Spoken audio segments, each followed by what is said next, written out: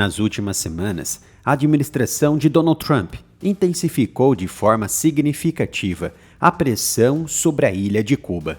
O Departamento de Estado, comandado por Marco Rubio, anunciou novas sanções contra a principal agência de inteligência de Cuba e o Ministério do Interior, além de 11 altos funcionários, incluindo o ministro da Justiça e o vice-ministro das Forças Armadas Revolucionárias.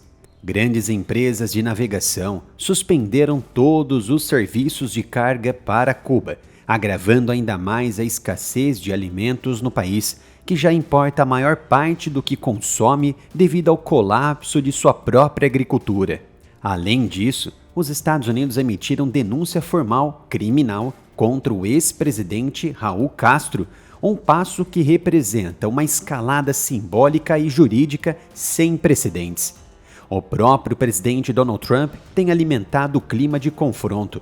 Em entrevistas recentes, ele descreveu Cuba como uma nação falida e previu o fim do regime comunista. Ele disse para a Fox News: "Eles vão ter que vir até nós", em relação a Cuba, sinalizando que a pressão econômica e política continua a ser a principal ferramenta de sua estratégia. O que também chama a atenção é o atual aparato militar naval e aéreo americano que está se formando neste momento no Caribe e cercando, mesmo que gradualmente, a ilha cubana. O SS Nimitz está operando e cercando Cuba junto ao seu grupo de ataque composto pela ala aérea embarcada 17, o SS Grindley e o SNS Parrusent. Tratam-se, sem dúvida, do ápice da prontidão e da presença aeronaval, alcance e letalidade incomparáveis e vantagem estratégica.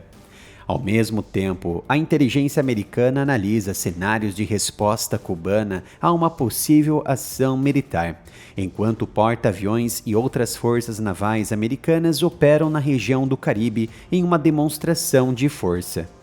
Em um comunicado direto e carregado de tensão, o presidente cubano Miguel Díaz-Canel fez um alerta grave de que qualquer ação militar americana contra a ilha provocaria um banho de sangue com consequências incalculáveis. A declaração chega em meio a uma escalada sem precedentes nas relações bilaterais entre Havana e Washington, marcando um dos momentos mais críticos entre os dois países em décadas. Díaz-Canel foi enfático ao afirmar que Cuba não representa ameaça alguma, nem tem planos ou intenções agressivas contra qualquer país, muito menos contra os Estados Unidos, algo que o governo americano sabe muito bem. Segundo o presidente cubano, a ilha já sofre uma agressão multidimensional por parte dos Estados Unidos e, por isso, tem o direito absoluto e legítimo de se defender de um eventual ataque militar. No entanto, ele advertiu que esse direito não pode servir de pretexto para impor uma guerra ao povo nobre cubano. O chanceler cubano Bruno Rodrigues reforçou a posição em postagens nas redes sociais. Disse que Cuba tem o direito à legítima defesa contra qualquer agressão externa e acusou Washington de construir um caso fraudulento para justificar tanto a guerra econômica quanto uma possível ação militar. Cuba vive atualmente uma de suas piores crises internas em décadas. A ilha enfrenta um colapso energético crônico. Na semana passada, por exemplo, o ministro da Energia informou que a última doação de petróleo russo foi esgotada, o que resultou em novos e prolongados apagões.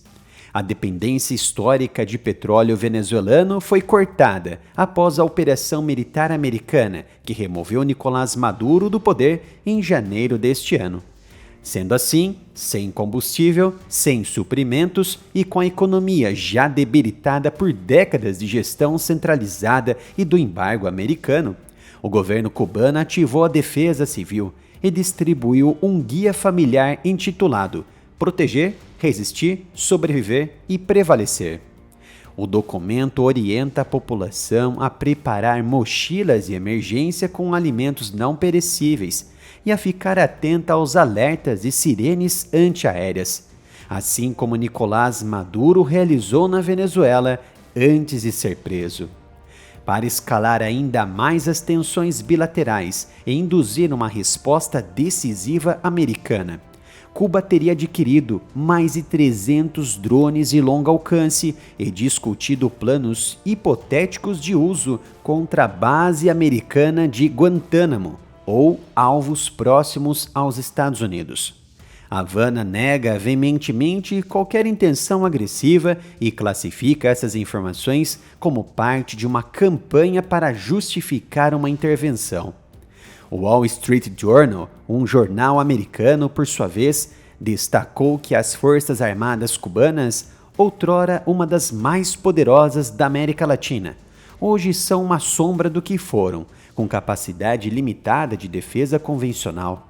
Ainda assim, o presidente Díaz-Canel e seus aliados apostam na resistência assimétrica e na mobilização popular como dissuasores.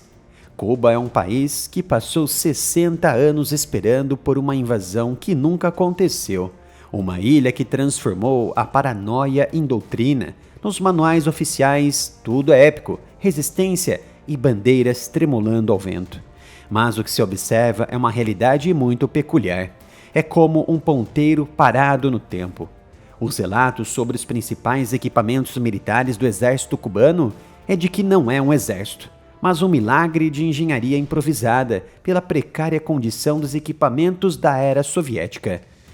Analistas internacionais observam que o risco de um conflito direto é baixo, mas as consequências de qualquer erro de cálculo seriam devastadores para toda a região. Uma ação militar americana contra Cuba poderia desestabilizar o Caribe, gerar ondas de refugiados, interromper rotas comerciais vitais e reacender velhas feridas ideológicas na América Latina. A comunidade de inteligência americana estuda exatamente esses cenários, avaliando não apenas a capacidade militar cubana, mas também o impacto humanitário e político de um eventual confronto. Do lado cubano, o discurso oficial continua o mesmo de sempre: soberania, resistência e denúncia do imperialismo. Do lado americano, a narrativa é de pressão para promover mudanças internas e proteger interesses e segurança nacional. Entre os dois extremos, a população cubana vive o dia a dia de escassez, apagões e incerteza sobre o que o futuro reserva. O alerta dado por Miguel Díaz-Canel reflete o nível de tensão acumulado e a disposição de Havana de resistir a qualquer custo. O banho de sangue seria contra a própria sociedade ou uma ameaça contra as tropas americanas? É um alerta que precisa ser melhor explicado. Inclusive, o grande parceiro cubano, Nicolás Maduro, também teve o mesmo comportamento e o seu destino foi a prisão em Nova York. É sempre uma honra em trazer análise e conteúdos exclusivos para vocês. E como sabem, não temos patrocinadores, somos totalmente dependentes. Por isso sempre peço seu apoio. Doe qualquer valor para a nossa chave Pix, canal aramilitaroff@gmail.com.